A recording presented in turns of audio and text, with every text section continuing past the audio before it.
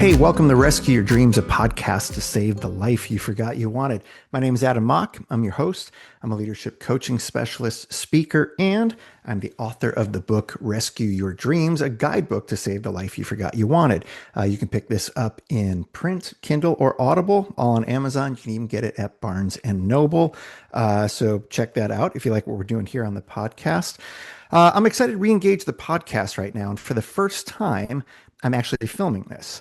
So a couple of the episodes that I had before, a handful of the episodes that I started with, it was all audio and it was me and a guest, but I'm going to try a different format this time. I've been trying to listen to those of you who say that not only do you enjoy listening to this, either on Apple Podcasts or Spotify, but that some of you actually prefer to watch podcasts and maybe just pull up YouTube, have that go in the background. So that's what we're going to try today, is the ability for you to watch this as well as hear it. So if you are on Apple Podcasts or Spotify and you're like, who is Adam Mock and what does this look like? Feel free to jump over to YouTube. Just look up Adam Mock and you'll find me. Today, we are going to focus on this idea of why we settle for less than we deserve. And the reason I want to talk about this today is because this really, really resonated with a lot of you. Back in early February on my Instagram, which is adammock.lcs, if you want to check that out, I posted 7 reasons why we settle for less than we deserve. And that's one of those posts that feels incredibly, incredibly vulnerable. And so I don't expect a lot of comments on a post like that. But I do expect that it would resonate with people and that there would be some likes to it. What I found really, really interesting is the amount of likes versus the amount of saves on this post. So as of right now, this post has 156 likes on it. But what's interesting is there was 221 saves. Now, there's only like 3 comments on there. And what that tells me is this: a topic like this, why we settle for less than we deserve, absolutely resonates with so many of you. Because I think a lot of us are going through a life, and parts of our life we go, I think I could be doing better here, or I think I want more for myself here in this aspect of my life, but we don't do it.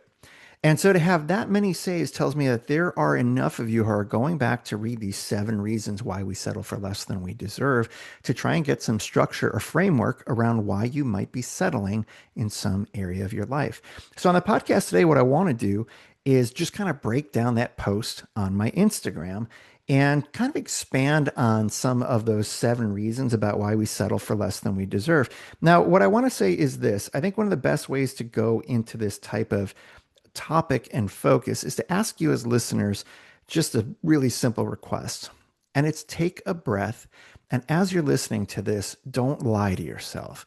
If this is resonating with you, if there's a part of what I'm talking about today that is illuminating a part of your life, even if it is painful for you, but tolerable, I don't want to cause trauma, but even if it's painful or uncomfortable for you, it causes you some tension, I want you to be open to that and say, I'm okay with getting stretched a little bit today in terms of what I'm hearing in order to improve my life. Again, this is called Rescue Your Dreams, a podcast to save the life you forgot you wanted. And so if it's illuminating areas of your life that you had forgotten that you want more out of, sit with that tension and see if you can start taking some steps towards more self-productive behavior, self-enhancing behaviors that can move you closer and closer to the life that you really want to have. So let's dive into this now. 7 reasons why we settle for less than we deserve. Reason 1 is simply this: we believe this is as good as it gets for us. We believe this is as good as it gets for us. I write, when you lose belief in who you are, you lose belief in what's really possible for you. This one really breaks my heart because some of you out there really believe that this is as good as it gets for you, that it's not going to get any better. Now, I can say this from experience because what's interesting is I've talked very openly about how when I was 23, I wanted to end my life. Well, preceding that was a thought process that this is as good as life is going to get for me. I'm going to be financially strapped, and I'm going to have really low self-esteem, and I'm not going to be able to see a future for myself. And when you feel like that, when you believe that this is as good as it gets, you will take whatever comes along. You will settle for it. You will settle for any job just to feel like you are productive and you have some money coming in. You'll settle for any relationship because some attention is better than no attention at all. And so this is a big one for a lot of people, is believing that this is as good as it gets for you. And when I say you lose belief in what's really possible for you, is the idea behind that is, if you believe this is as good as it gets for you, what you're really saying is, there's nothing more that could happen for me. There's no possibility. The sadness about this is, what you're really telling yourself is, there is no hope for me that anything else will change. So I better take what I can and be happy with it. Or at least, lie to myself or pretend that I'm happy with it. But for a lot of us, this is a reason why we settle for less. The truth is, we're not happy with it. And we know that. So please don't lose sight or lose belief in who you really are, because when you do that, you're going to believe it's as good as it gets for you. And that's just not true. Life has a way of surprising us. Tomorrow you could be wowed with new friendships, new relationships, new job offers, a financial turn in your favor, physical capabilities that you didn't know that you have, simply by exploring and knowing that possibility is out there. I'm curious, for those of you who are listening to this and comment on podcasts, or, you're watching this on YouTube and you want to comment, let me know which one of these resonate with you if you have the courage to do that. Just which one of these resonate with you. Maybe it's more than one. And then ask yourself, what are you willing to do about it? If you're saying, yeah, I'm going to be truthful about this, this is why I settle. The next question becomes, well, what would happen if I don't settle? What am I going to do about it? So that's number one. We believe this is as good as it gets for us. Number two is this: we believe what we have is all we deserve. Meaning, what we currently have available to us, it's not just as good as it gets, meaning like, the fulfillment meter or the satisfaction meter on that. But this is more about our self-regard. This is all we deserve, is what we currently have. I go on to say, when you don't know your worth, you will always undervalue yourself. Let that sit with you for a minute. When you don't know your worth, you will always undervalue yourself. And I know for some of us who are listening, our worth has not fully been shown to us, or fully uncovered. Maybe you were younger and you were told that you're worth less. And that's a story that you took as not a work of fiction, but nonfiction, that it's true. It's part of your biography. And when you really feel that you're worthless, or you don't know your worth, you will settle.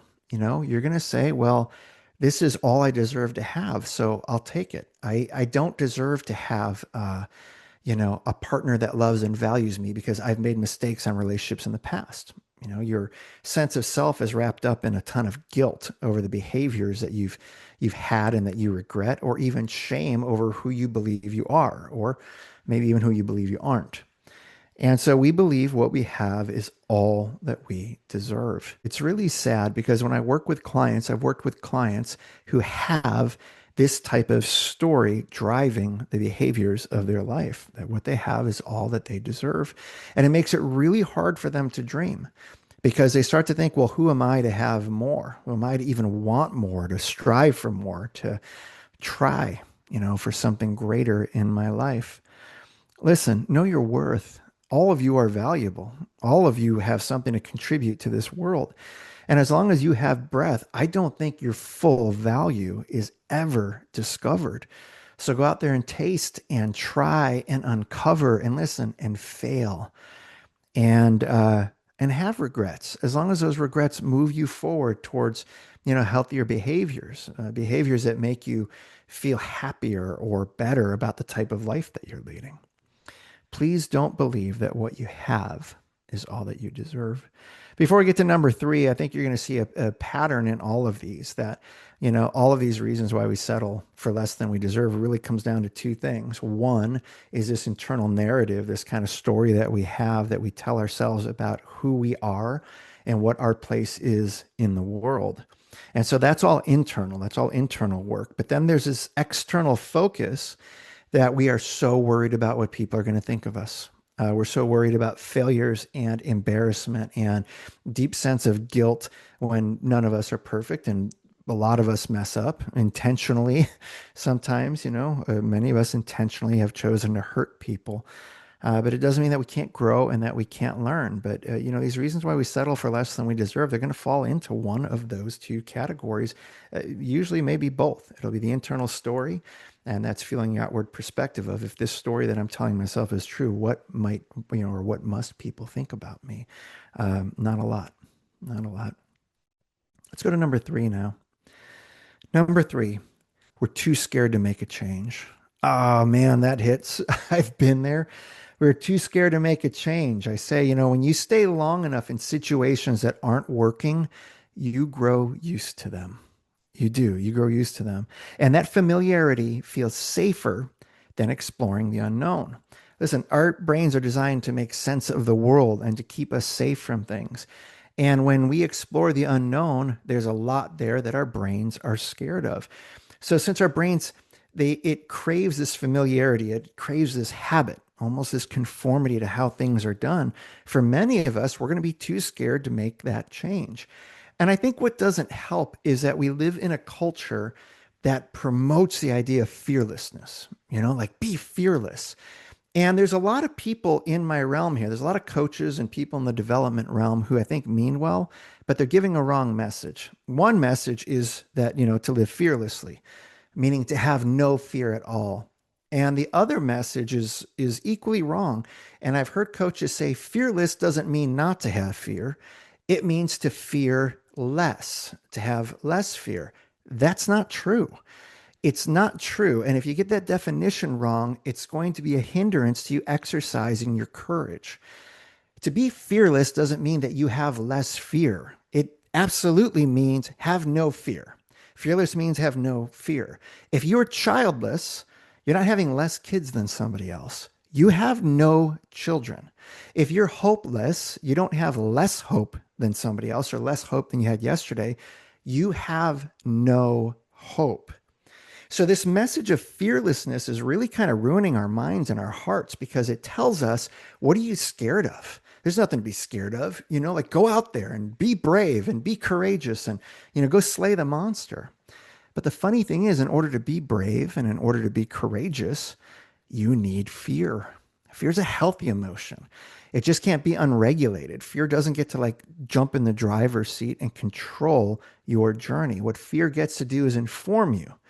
This might hurt. This might be awkward. You might embarrass yourself over this. You may even fail. Is what you're about to do worth those things to you? Is it worth some tension? Is it worth some pain? Is it worth some embarrassment? If so, exercise your courage, proceed with caution, and go. It's the only way we're going to learn. It's the only way you'll learn is, and to know that you're not as fragile as you feel is actually to go for it. Not to be fearless, not to be without fear, but to embrace your sense of fear and do it anyways. That's where your courage is going to grow, and that's where your bravery is going to go. When you stay long enough in situations that aren't working, you grow used to them. The Cure has a song, and the title of it's eluding me. So if you know it, feel free to throw it in the comments. I'm sure you can just Google the lyrics I'm about to share. But Robert Smith in this song simply says these beautiful lyrics, and he says, I get too scared to jump if I wait too long. And I think that's the case for many of us. You stay in the job long enough and it's, well, who will take me? How can I start over? I'm in my mid 40s, my mid 50s. I'm in my early 60s. How do I do that? How do I leave my relationship and start a new one when we've been together for so long? Or, this is the fifth or sixth or seventh relationship I've had. And, maybe I've found the best that there is out there. Maybe this is all I deserve, going back to one of the other reasons why we settle, or this is as good as it gets. And so we become fearful to make a change. Listen, if you're watching this or you're listening to this, the only way you will ever be a courageous person is to be a fearful person. Just don't let fear drive. Just let fear inform you. Okay. Number 4 out of 7 reasons why we settle for less than we deserve. We believe that something is better than nothing. I write that empty spaces in your life can feel uncomfortable. So we fill it quickly, even if what fills it isn't what we really want. Something is better than nothing. I think this also speaks to kind of this story that we may grow up around about the type of life we should have. As you get older, that you are going to find the one, like the one person, your soulmate, your twin flame, the one person that was designed for you. And if you believe that, and then you say yes to a relationship, and that relationship does not pan out the way you want, it doesn't live up to your level of fulfillment or satisfaction, you go, but that was the one. That was my one shot, right? So something is better than nothing. I'd rather have this than have nothing because I'm deeply romantic, I'm a romantic at heart, so I have to have this relationship. Or you might say some job is better than no job, right? Now there's some truth to that. But that's not to say that any career is better than the career I really want. I get that jobs are going to come and go, but maybe the jobs are just there along the journey to get you to what you really want.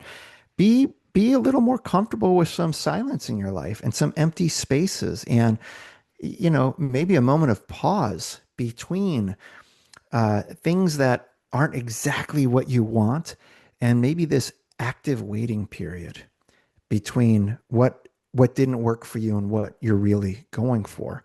By an active waiting period, what I mean is you don't just throw it out there to the universe. Some people believe this, and I get it. I'm just going to manifest it. I'm going to give it up to the universe or to God, and I'm just going to relinquish my hands from it.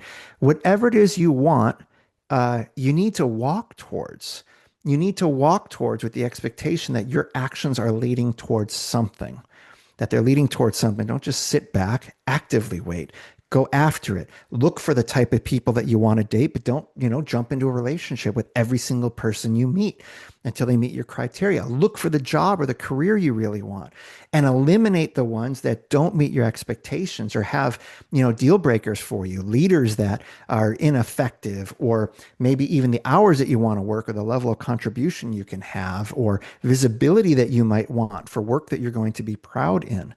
We believe that something is better than nothing. And no, that's not true. I think a truer statement sometimes is nothing, many times, is better than something that isn't what we want or something that's wrong for us and is holding us back. It's taking up space, time, and energy in our life that could be occupied by what we really want when we reach that summit. So please don't fill it quickly. Don't fill that space. Maybe just grow a little more comfortable with that active waiting and these pauses in between what doesn't work and what you're really going for. That was number 4. Number 5, we've already invested too much to walk away. Oh man, isn't that the truth? We've already invested too much to walk away. You're wrapped up in a job or a relationship or a mindset or something that you've created where you go, I can't walk away now. What would it mean that mean for the time I've spent on this? I say that time, energy, and effort become reasons to stay. I put in time in this. I put in energy in this. I put in effort into this job, into this relationship, into this creation, into this hobby. Maybe even financially, you've contributed. I go on to say leaving can feel like all of that didn't matter. And so, in order to keep it meaningful to ourselves and of value and of worth to ourselves, we settle because we've invested that much time. I get this quite a bit when I'm coaching people, where they're talking about how unhappy they are in their job or how unhappy they are in their marriage or their relationship on things. And, I'll ask them, what do you really want to do for a living? And let's say that they're a doctor, right now, and this has happened. Somebody's in the medical field and they're a health practitioner, and they tell me something that seems like out of left field, like, well, I really want to be a filmmaker. I want to open up a comic book store. I want to be an author. And I say, well, what is stopping you from doing those things? And the answer is, I've already invested too much in this. All my time, my energy, my college debt has gone to this. How embarrassing it would be to just walk away from this right now. And as I mentioned, the same thing is true of relationships. Well, I've already invested a year into this relationship. I've already invested 3 years in this relationship, 5 years, 10 years, 20 years of being married to somebody, maybe even 30. What does it say about who I am if I walk away from that? And the things that came from that, the beautiful children that I have because of it, and the assets, shared houses and cars and history and shared friend networks. I've invested too much to walk away. And so people will settle. They will settle for those things because it becomes really, really, really hard to walk away when time, energy, and effort become the reasons to stay, as opposed to the hope and the possibility and even better options for you, better experiences for you in a culture that, in our 40s, we like to say, well, I've gotten old and, my bones ache and stuff. It can become so easy to convince ourselves that our best days are behind us. We've invested all this time and energy and effort into things, and I'm not about to throw that away because what would it say of my life? Listen, it's never too late to change. If you are unhappy where you are in any area of your life, why not make a change? And no matter how many days you have left to live it to the full and have satisfaction, to have happiness, to have fulfillment, to have new adventures and excitement, and to wake up with a smile on your face instead of a sigh of, ugh, or even dread with how the day is going. It's not a good excuse to say you've already invested too much to walk away. If you can still walk and you want to walk in a different direction, you are at full choice to do that. Let's go to number 6 right now as we wind down. Number 6, we're too embarrassed to admit we were wrong. The realization that we made a bad decision makes us feel foolish and vulnerable. So sometimes it's easier to stay than face that moment. This is what I'm talking about with that external focus about what people will think. For those of you who have been in let's say, multiple marriages, maybe you've had 3 divorces and you're on the 4th one, you're like, wow, this didn't work either. The embarrassment that comes with that because of the real judgment from other people. And yes, people are going to judge you. Not all of them, but they will judge you. But man, that's their baggage, right? That's them not knowing the full story. Let me just tell you, you have a right in your life to fail and to fail multiple times and to make mistakes and even make the same mistakes over and over and over until you're able to get up and say, no, I've actually learned now. I might not have learned the first time or the second or maybe even the third, but now I've learned and I have a right to do that and I have a right to grow. And if there are people in your life who are going to judge you and make you feel shame or guilty for growing and making mistakes, because yes, we do make mistakes. We do make wrong decisions for ourselves. If you have people who surround you that are going to make you feel like that, they do not deserve a seat at your table. I would say get those people out of your life, and find some new people who are going to support you and who will even sit in that moment of pain with you where you go, I have to admit I was wrong and I'm embarrassed. And you have somebody compassionate and empathetic enough to say, I can see you're embarrassed and I'm sorry that that hurts you, but I'm here for the ride with you and I'm here to support you, especially if you said now you've learned and now you're growing and you want to make better decisions. You don't have to settle. You don't have to settle. If you pick the wrong job, if you pick the wrong career focus, if you were told, go to college, get this degree, and then you go, you know what, I wasted this money and this degree doesn't mean anything to me. This is not the career I want. It's not the job I want. It's not the people I want to be around. It's not the relationship I want to have. It's not the marriage that I dreamed of. Uh, it's okay. It's okay to say, I was wrong. I was wrong about that. Something I was wrong about recently that this is reminding me of. I've been doing some reflection on the idea of being grateful for everybody that's ever come in and out of my life. And for a long time, I believe that. I'm grateful for everybody because I've learned from everyone. But then I started realizing I'm not. I think I'm lying to myself. I'm not grateful for everybody that's come in and out of my life. I'm not. I'm really glad people are out of my life. And I would have been even more grateful had they never come into my life. Because sure, you can say that you've learned lessons from everybody, but listen, there are people who have come into my life that have hurt me, and I did not need them to hurt me in order to be a better person. I didn't need them lying to me or being bad to me in order for me to be a good person or a kind person. I already had those characteristics. And yes, I've had relationships that absolutely have wasted my time. And it would have been embarrassing for me in the past to say, yeah, I shouldn't have been friends with that person. I shouldn't have even been in a relationship with that person. I shouldn't have said yes to that job. I shouldn't have, gotten myself in this situation. And I'm finding now as I get older, there's so much more freedom on the other side of things when you can admit that you were wrong and move on, because that admission creates so much clarity for you. It creates clarity for the people that are absolutely going to support you. It creates clarity for the people that are going to judge you. It creates great clarity and support for what you really want and what you're willing to go after, to work for, and to continue to rise up again for. And it creates clarity for the paths that you don't want to walk down ever again. So listen, I get it. It can be embarrassing to admit we were wrong. Just admit you were wrong. Just admit you were wrong. We all make mistakes. And as cliche as that sounds, there's a lot of freedom and peace in that truth that it happens to all of us. It's what you do with it that really matters. So those were 6 reasons. Let's wind down to the last one. Here's the seventh reason why we settle for less than we deserve. We want it now and we're not willing to wait. Ooh, reminds me of when I'm a little kid, and it's like I would tell my mom or dad, hey, I want this skateboard. I remember one time I wanted this skateboard, and it was a Nash Executioner. The brand was Nash Executioner skateboard. This is not a high-end skateboard, by the way. They sold it at my local Jewel Osco. So if you're from the Midwest, you know what I'm talking about. It's a grocery store.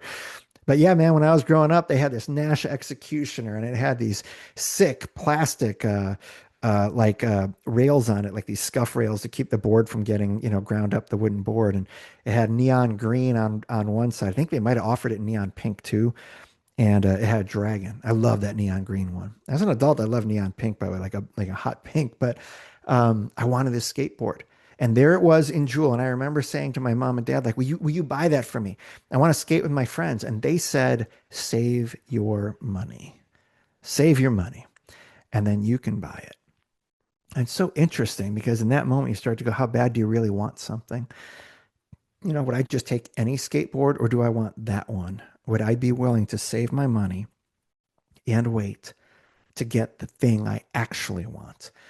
you know? And that's what I did. I actually saved my money and I felt really proud of it. And I had, a season where it felt quiet. I wasn't on a skateboard and my friends were, but it didn't take me that long to save up the money. And my heart, was still attached to that board. When I bought it, it felt incredible. In this post, I go on to say this: waiting asks for patience, uncertainty, and trust in something unseen. And when we're tired, waiting feels harder than settling. But when it comes to jobs, I get that there's a need. So, you have to keep a roof over your head. You have to keep food on the table. So, yeah, sometimes we can't wait. Like, I get that. Needs are derailers and you need your needs met. So you might take work that is not optimal. The key here is not staying in that work, keeping your eyes on the prize. Now, when it comes to relationships in this, we want it now. We're not willing to wait. It feels good to be wanted, and it feels good to be liked and adored, and it feels incredible to be loved. It feels good to have connection with people. When it comes to long-term relationships, though, you want somebody in your life who really, really gels with you and just makes you feel like they see you, like when they look at you, that they are just so happy to be in your presence and they're not trying to correct you all the time. Those things are willing to wait. Those things are worth waiting for. They're worth waiting for. And it's hard. It's hard because in a day and age when, some of you might be surrounded by people who view your singleness as a problem with you, it can be hard. It can be hard to wait. So you settle, or you at least don't give the time a relationship needs to unfold and really find out if you like somebody. It moves fast, Um, having two kids, it's interesting because dating in this day and age, for our 20-year-olds, well, I mean, our daughter's engaged now and be married in a month. But for our son in his early 20s, there's just so much out there. There's dating apps, and there's these niche hyper focused hobbies and these communities built around them. So I think it could be really daunting to think, like, where do I start, or where do I find these people? And if I find one, something is better than nothing, as we've learned already. So we won't wait, and we will just jump right in. And what's interesting is when we don't wait and we make a decision to settle and to take the thing that's not optimal for us, it's not what we really wanted, we start to justify to ourselves why that was still a good idea. And we say, well, it wasn't a waste of time because I'm learning something from it, or no, no, no, it's fine because this is the only way I was going to find out things. Well, there's ways of finding things out without going in the deep end with them, for sure. It's just we have to be willing to wait. We have to say what I want for my life and for the value that I know I have as a person. And as much as I have high self-regard in terms of how I view myself, I will not settle and I won't compromise. And I will wait for that thing, even if it means waiting longer and longer, even if it means, this feels like 40 years in the desert right now. When are we going to get out of this? Because that payoff is incredible, and it leaves you with less regrets, less stories that you have to tell yourself. Now, I am not saying that if you're in a situation where you hadn't waited before, I'm not trying to shame you, and I'm definitely not trying to guilt you in anything or, make you think that you're foolish. I'm just saying, what was a real payoff in that for you? If you genuinely had something from it, great. Great. You learn and you move on. But if not, there's a real freedom in it telling yourself, no, I think I made a mistake there. I made a mistake there, and I wish I would have waited, and I wish I would have given this more time to unfold and ask the questions I really wanted to ask, and then, see if what this is really what it is, and not just what it seems like. It just leaves you with a little less baggage, and moving forward, you just kind of have more freedom to really, really enjoy that end piece. So again, those were 7 reasons why we settle for less than we deserve. Quick recap about them. Number 1, we believe this is as good as it gets for us. Is that you? Is that what you believe? Is that why you might be settling for something? Is that why you possibly saved this post? Number 2, we believe that what we have is all that we deserve. Listen, that's not going to be true of anybody. What you have is not all that you deserve. Do not shame and guilt yourself into being small like that. You deserve a big life. You deserve to, dream really, really big, and you deserve to get things that you really, really want. Number 3, we're too scared to make a change. Stop this nonsense of being fearless, and stop believing that you have to have no fear, or that even fear less means that you have less fear. It's not true. Embrace your fear, because fear is the only way you're going to grow your courage and your bravery. So if you know you want to make a change and you're too scared to, the only way your courage is going to grow is to make the change that you want to have. Number 4, we believe that something is better than nothing. It's not true. Nothing is better than something that's wrong, and nothing is better than something that's not right for us. So no, that's not a true statement that something is better than nothing. Take the nothing. Okay, take the nothing for a season as you go after what you really, really want. Number 5, we've already invested too much to walk away. Great. Cut your losses and move on.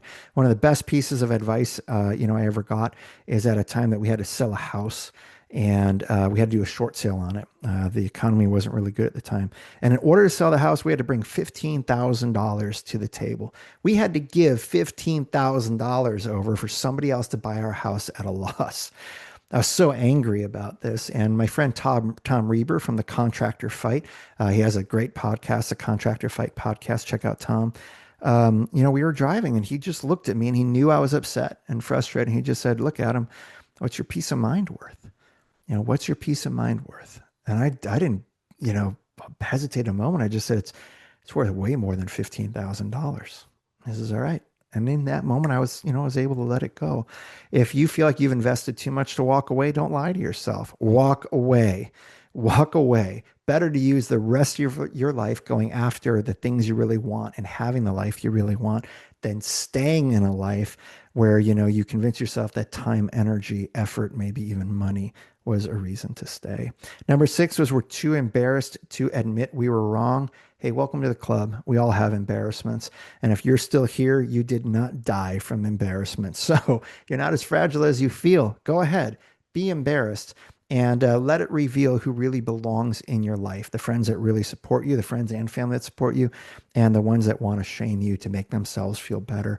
And finally, number 7, we want it now, and we're not willing to wait. Wait, wait for it. Anticipation is a beautiful, beautiful feeling. Anticipation with the payoff of the thing you really want is an incredibly euphoric feeling. Great anticipation with a poor ending to that, or a mediocre ending, something that you don't really want, is a horrible waste of time. So wait if you have to. Just wait for it. And don't trick yourself into thinking that I better take it now. I better take it now because something's better than nothing. This is all I deserve. Not true. Not true. Be willing to wait. So that was 7 reasons why we settle for less than we deserve. I'm curious, is there something I missed on here? Let me know in the comments of this video. I would love to see how this is resonating with you all. I understand that this is a very intimate topic, a very vulnerable topic. So 150 bonus points to all of you who decide to contribute to this in the comment section, or even leaving comments and feedback through Apple Podcasts or even Spotify. Hey, thanks for checking out Rescue Your Dreams, a podcast to save the life you forgot you wanted. If you want more tools, tips, and insights for your life, you can sign up for my newsletter. It comes out about every other week. I guess it just depends on what's going on. And I don't want to give you a bunch of fluff out there. So you can go to adammock.com and sign up for my newsletters. There comes hot and fresh to your mailbox, your email box on a Monday. And again, you can pick up my book, Rescue Your Dreams, a guidebook to save the life you forgot you wanted, in print, on Kindle, and on Audible. If you want to hear the sweet sounds of my voice, you can do that through Amazon. You can even get it at bnn.com, at Barnes & Noble. You can order a copy of Rescue Your Dreams there. Hey, thanks for checking out the podcast. Listen, do not settle. Everything that we talked about today should help you move forward towards the life you forgot you wanted to have. Until next time, peace and love. But my God says we can expand.